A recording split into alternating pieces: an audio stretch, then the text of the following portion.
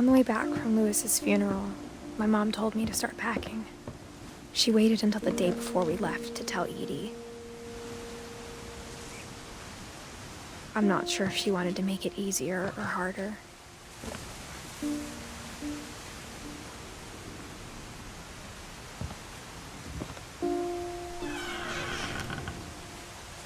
I wish we'd stayed.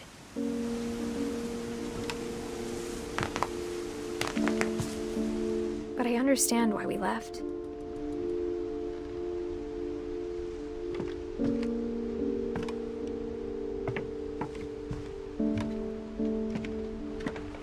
My mom ended up leaving everything behind.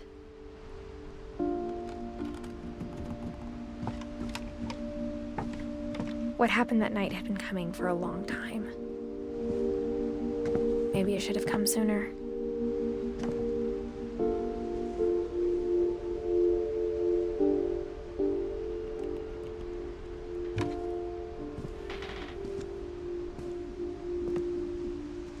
But it had to end one way or another. All that's left now is to tell you about that last night.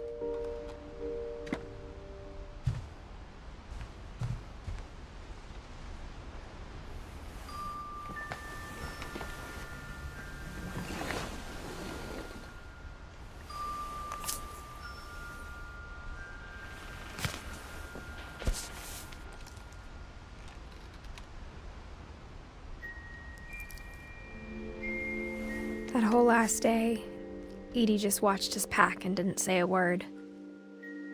Until supper, when she raised her glass and said, "To our final night together, and all our final nights apart." Grandma, you know what I said about alcohol.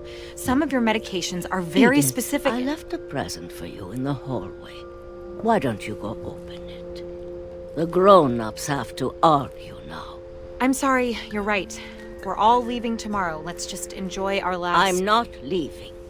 Edith, you're excused.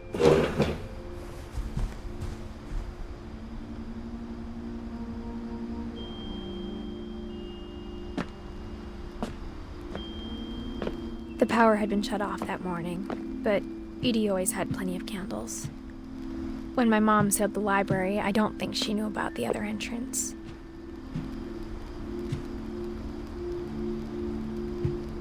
Or that Edie had a key to it.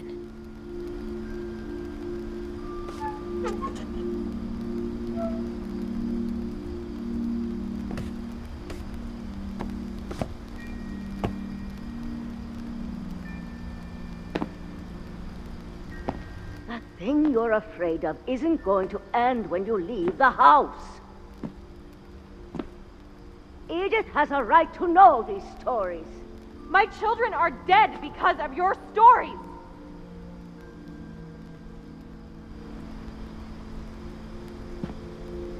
I think it's best if Edith and I leave tonight.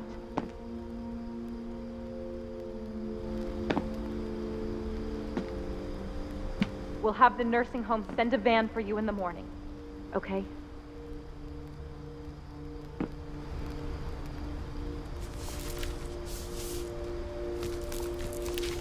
Dear Edith, there's so many stories I wish I could tell you, but there's only time for one. This is about what happened on the night you were born. That night, the tide went way, way out.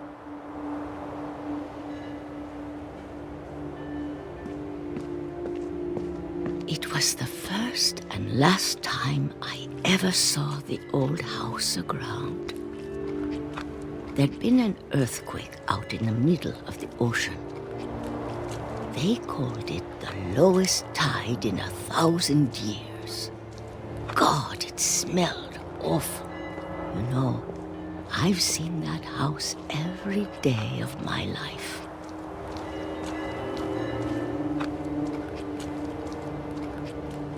But I never thought I'd go back to it. When the fog rolled in, I lost my way.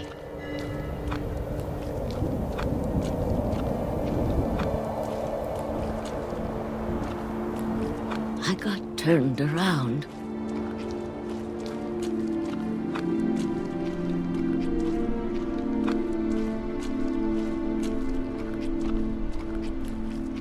For a while, I wondered.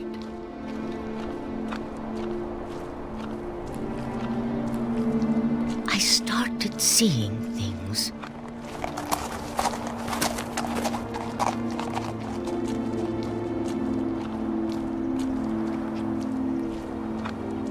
Things I'd forgotten had ever existed.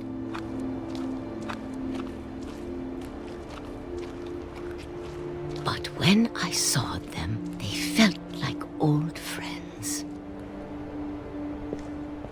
That night, a lot of things came back to me. Or maybe I came back to them.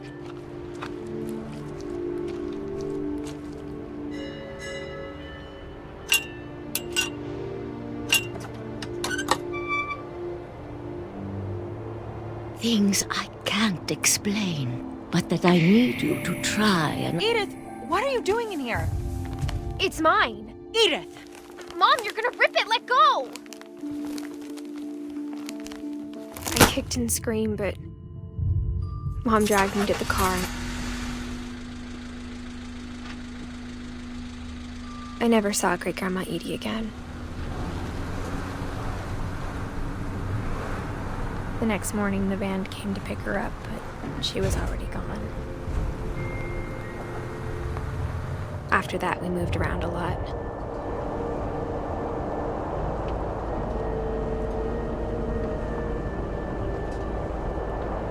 We both tried to make the best of it.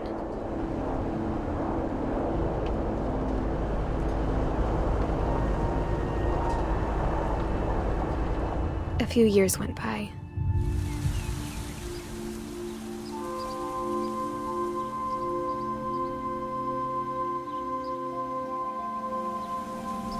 My mom didn't like to talk about it, but she started getting sick a lot. The rest happened pretty quickly.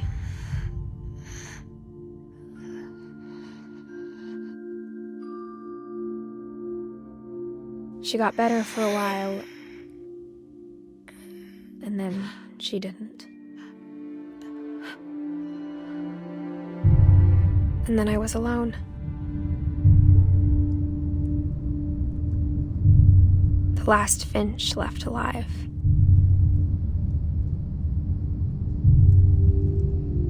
Until I found out about you. I'm still not sure what to tell you about all this. If we lived forever, maybe we'd have time to understand things. But as it is, I think the best we can do is try to open our eyes. And appreciate how strange and brief all of this is.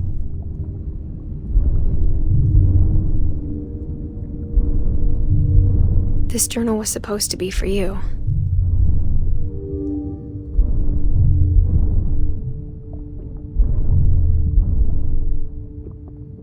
But now I hope you'll never see it.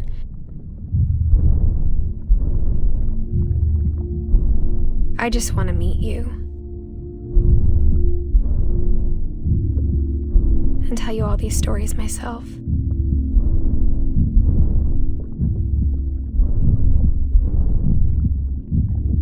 But I guess if you're reading this now, things didn't work out that way.